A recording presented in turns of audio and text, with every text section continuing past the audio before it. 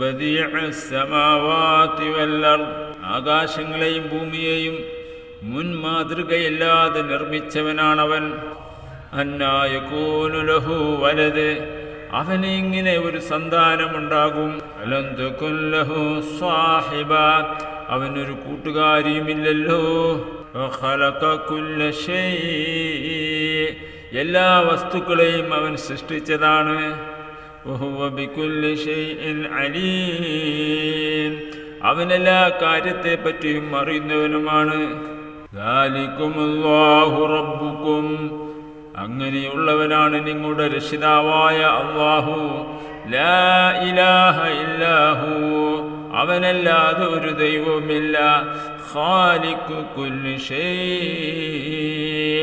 എല്ലാ വസ്തുക്കളുടെയും സ്രഷ്ടാവാണവൻ. ഖാലിഖു കുല്ലി ശൈഇൻ ഫഅ്ബുദൂ, അതിനാൽ അവനെ നിങ്ങൾ ആരാധിക്കുക. വഹുവ അലാ കുല്ലി ശൈഇൻ വകീൽ, അവൻ സകല കാര്യങ്ങളുടെയും കൈകാര്യക്കാരനാകുന്നു.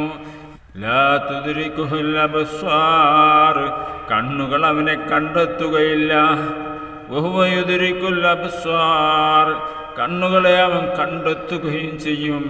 വഹുവൽ ലതീഫുൽ ഖബീർ, അവൻ സൂക്ഷ്മജ്ഞാനിയും അവിജ്ഞനുമാകുന്നു.